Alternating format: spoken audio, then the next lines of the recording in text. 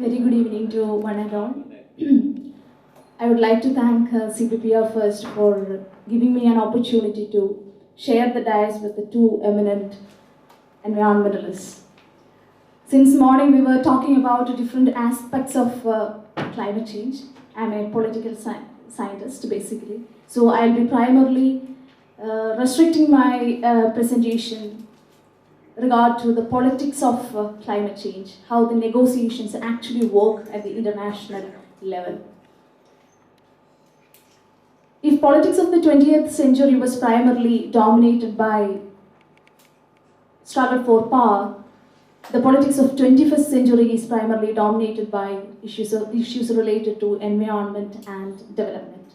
And there is no doubt climate change issue is the most significant, most important one, because as we know, climate change is no more a national issue, it is no more a domestic issue, but it has become a transnational issue. Its impacts are quite immense. As a country, we are suffering the brunt of climate change, whether it is in the form of changing climate pattern, acid rain, rising sea level, submergence of various islands. Even there were reports that even Kochi will be under threat in 2050. We don't know about it. We have spoken about it all. In the case of India, since 2009 Copenhagen summit, we know that there is a positive shift in India's approach towards dealing with the climate change issue. Earlier, India was focusing upon three principles. First one, the historical responsibility. The responsibility principle primarily says that those emissions are primarily from developed countries. Developed countries are responsible for their past emissions, so therefore they have to bear the imprints of climate change, whether it is in terms of finance, in terms of technology transfer. It is primarily the responsibility of developed countries to assist the developing countries in combating the issue of climate change. And India also had invoked the polluter pays principles. Those who have polluted the atmosphere must pay for that. And we had also talked about the beneficiary pays principles. Those who have benefited out of climate change must pay for it. So this was the responsibility principles all about. Then India also talked about the right principle.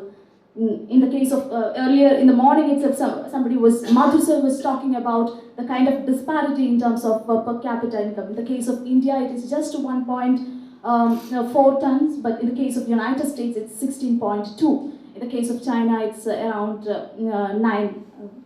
So we can see this kind of disparity. Each and every individual, each and every country in this world has equal right to a minimum share of socio-economic privileges, but that is denied. So why we have to be part of negotiations, to what extent we should be serious about dealing with the climate change issue was the second important argument India put forward before 2009. The third important thing was related to capacity of countries, because the national circumstances of the countries are varied, capability of the countries are varied, technology, even GDP-wise, economic growth rate-wise, the countries are different. So since the adaptability, since the national circumstances of the countries are varied, how you are actually going to make a kind of differentiation. So therefore, India strongly stated that we should adopt a policy of common but differentiated responsibility. That means all countries have common responsibilities, but some countries,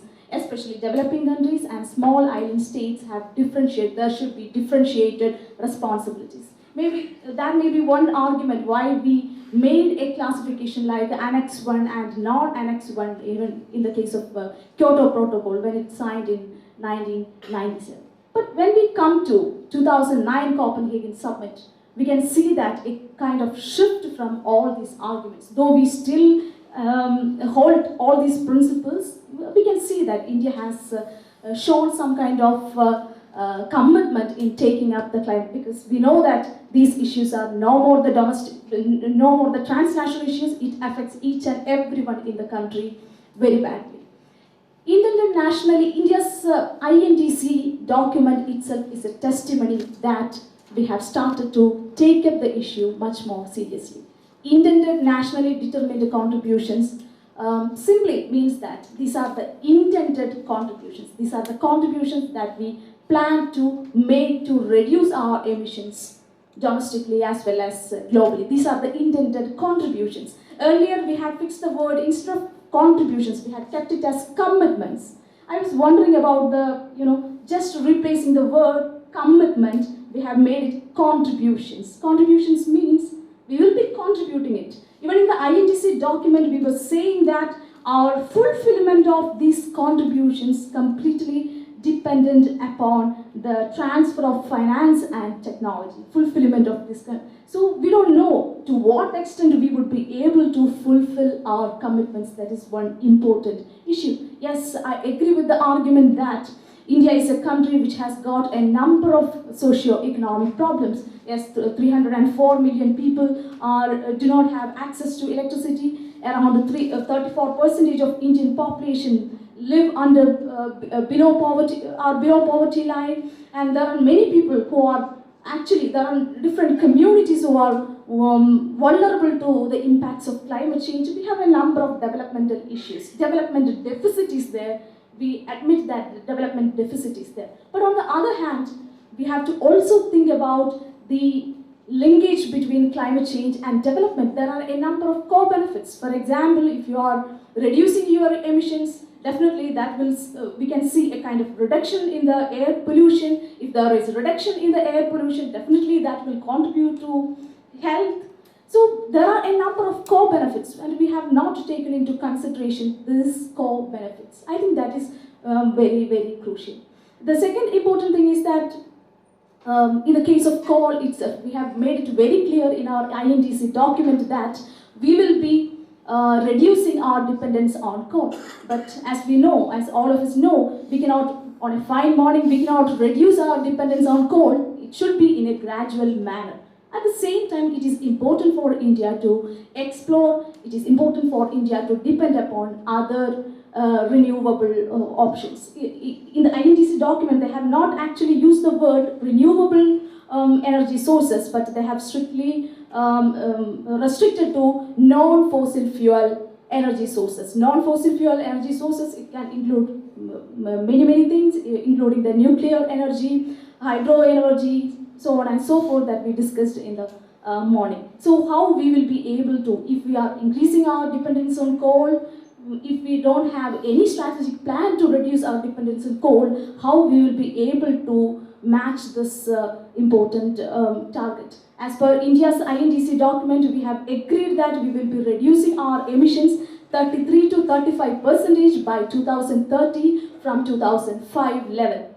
But a question which always comes to my mind, how far, to what extent our political parties are actually committed to take up these issues? Even in the case of our Honorable Prime Minister, in a very casual conversation with the school students, he was mentioning that, climate change is something, it is purely out of the imagination of elderly people. They think that climate is changing, it is pure, and I doubt about the science of climate change.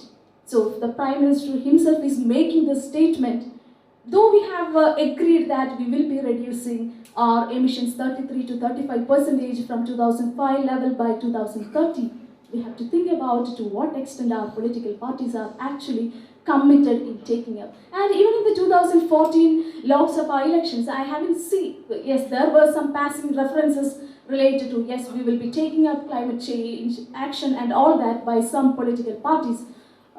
We haven't seen any concrete action regarding that.